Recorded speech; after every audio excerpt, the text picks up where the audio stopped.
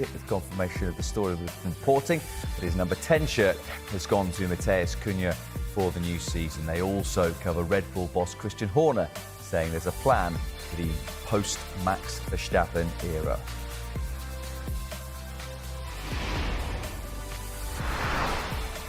But we will start with the story that features prominently in the Telegraph, who are reporting that the Liverpool squad will travel to Portugal and attend the funeral of their teammate Diogo Jota.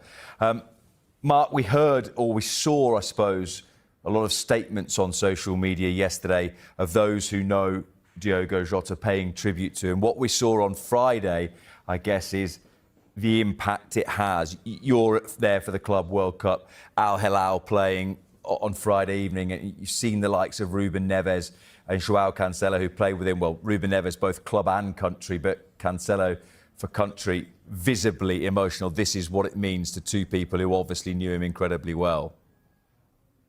Yeah, and obviously on Saturday we've got Trent Alexander-Arnold, who was very close to Jota playing for Real Madrid, and it's just unspeakable, isn't it?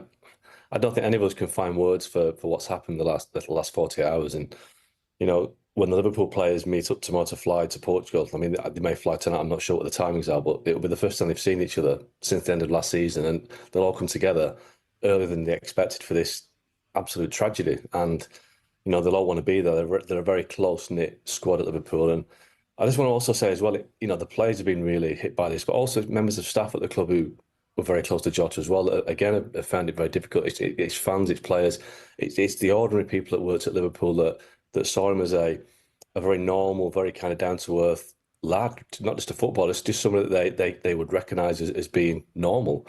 So it's hit everybody, and obviously the situation as well with the fact that, you know, that his marriage recently, his young children, it's just an absolute tragedy. He has so much to live for, and the players who all spoke so highly of him have got to gather tomorrow for what's just going to be an awful event in Portugal, really, the funeral of a young player who should be reporting back for pre-season training on Monday, but unfortunately this situation is as it is. For the player and for the club, Ian, it seems to me that the contrast, which feels so tragic, as just touched on, within the last month, he's won a Premier League title with his club, he's won the Nations League with his country, he's got married, and now all of that is gone within such a short space of time, and that the ecstasy and that joy to change to this so quickly is just so difficult to comprehend. Yeah, and I think one of the things that this story speaks to is the closeness and the bond that that develops between teams of sportsmen and sportswomen. These guys are more than just work colleagues. They work together every day, but they travel together, they eat together, they even room together. On some occasions, they spend time on buses, on planes, in dressing rooms, on training grounds. A lot of the foreign guys spend a lot of time with each other away from the club as well, because obviously they don't have such a wide social circle. So I think we shouldn't underestimate the bond that exists between these guys, and this is the manifestation of that we witness now. We witness real pain, real feelings, real grief, real shock, and what we will see over the days and weeks to come is that it'll also take time for these guys to move on from this. I mean, it's impossibly difficult, because every time Liverpool report for training, as they were supposed to do on Monday, I know that's now been delayed, but every time they turn up for training, as the season starts and goes on, there'll be somebody missing. There'll be a shirt that isn't on the peg, and it's impossible to work out and exactly and imagine how exactly that will feel for them. Football is a very modern sport these days, so these players will get all the help that they need psychologically and emotionally. They'll be given the time. And tomorrow, I guess, is the first step on what will be a really, really long and difficult journey for these players, and, as Mark says, other staff members at the club, and for the manager Arne Slot, and of course for supporters. And this will not be a quick process. This will be a slow and very painful and very public process.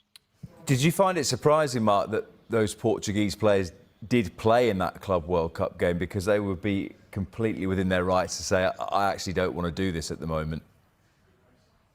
Oh, absolutely. I mean, we spoke to Enzo Maresca in Philadelphia last night, and he said, Pedro Neto had missed training yesterday, and he said whether he decides to play against Palmeiras is completely up to him. And I imagine the same thoughts are going through a lot of players' minds right now. Like I mentioned Trent earlier on, he might have the similar feelings playing for Real Madrid on Saturday.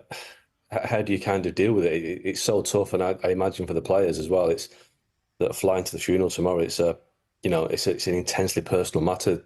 This situation, their grief is grief, but I guess it's magnified with the family. But this situation in Portugal on Saturday will be played out in front of the world, really, because he was a world famous footballer, and there'll be no privacy, there'll be no ability to mourn in private. It will be a ceremony that lots of fans will want to see as well, because he was so close to them.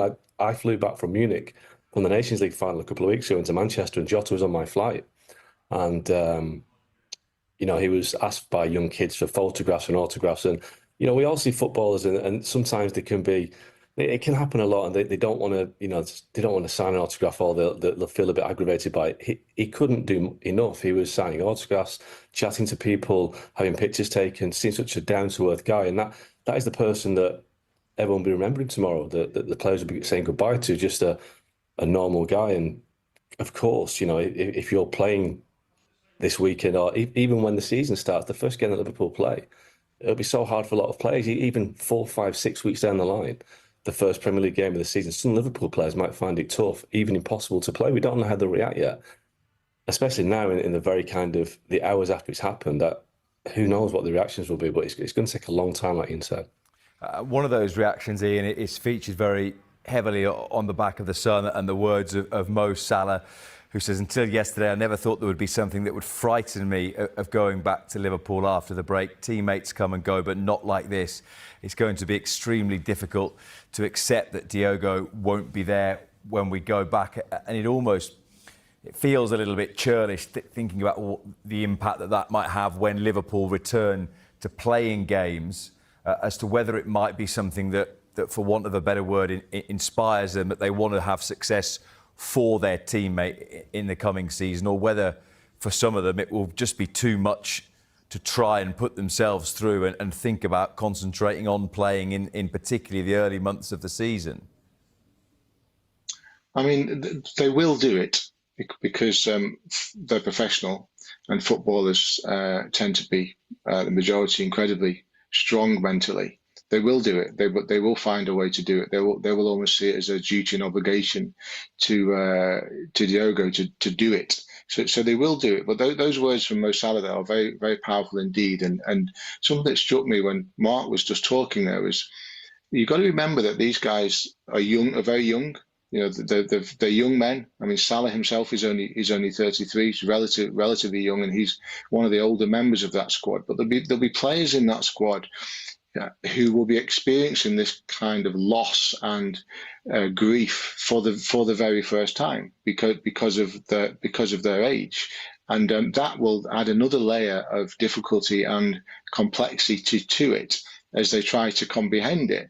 When Salah talks there about being scared to come back for pre-season training, I can only imagine what he means is that these guys are incredibly fit athletes. Okay, they're incredibly powerful, strong guys in the prime years of their lives, and to a degree, there's a level of invincibility that is felt by sportsmen and women when they're at the peak of their powers because of the incredible physical condition that they get themselves into, and indeed the mental strength that they have that I've already referenced. And this type of event pierces that and can shatter that. So when someone like Salah talks about being scared to come back, I would imagine that is what he means, because not only will he be in the early stages of mourning the loss of a friend and a teammate, it will also be, I'm sure, on an almost subconscious level, be forcing him to ask questions of his own mortality in many ways, because events like this make us all stop and think and realise how vulnerable every single one of us really is.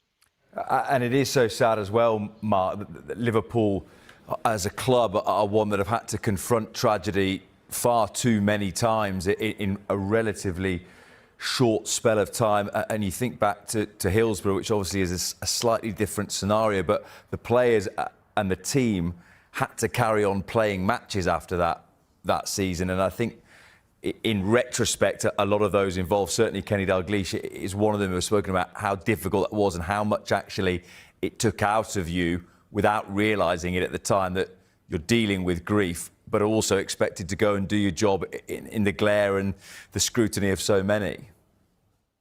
Oh, yeah, you speak to any of the players involved at the team at Hillsborough who went to so many funerals, that I think that the squad represented every funeral. They're still affected by it now, almost 40 years on. And whatever happens at the funeral this weekend, the players will be affected by it forever. There's no doubt about that. And there'll be moments next season and beyond, trigger moments, where the fans will sing Jota's name inevitably at every game, and it will cause flashbacks and moments and sadness and joy and all sorts of emotions which will never go away. This will never ever go away for Liverpool. A player in the prime of his career, the prime of his life, just gone. It's impossible for it to go away. And I can't think of a similar sporting tragedy like this that's affected a player for a long, long time. There have been players that have lost their life. Laurie Cunningham was an example in the early 80s at Real Madrid player.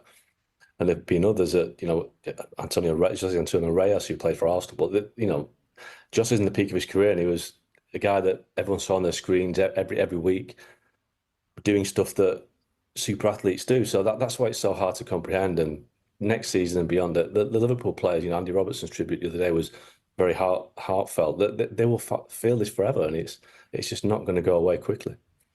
As you would expect, it is something that has brought the football community together. There was a big picture of Diogo Jota as Oasis begin their comeback tour, a picture of Jota on one of the big screens in Cardiff. Daniel Taylor of The Athletic tweeting that, with Oasis in Cardiff tonight. And it was just before the song Live Forever was played, and I'm sure that funeral will be an incredibly emotional and difficult watch in Portugal on Saturday. We're going to take a quick break. When we come back, we'll have a look at some of the other sports stories in the morning's newspapers. The later version of The Telegraph has reached us that they have made Emma Raducanu's Wimbledon exit their lead. We'll look at a valiant effort from the British number one next. And as promised, we'll also take a look at the story surrounding Marcus Rashford and 4 big-name teammates all looking for a way out of Manchester United.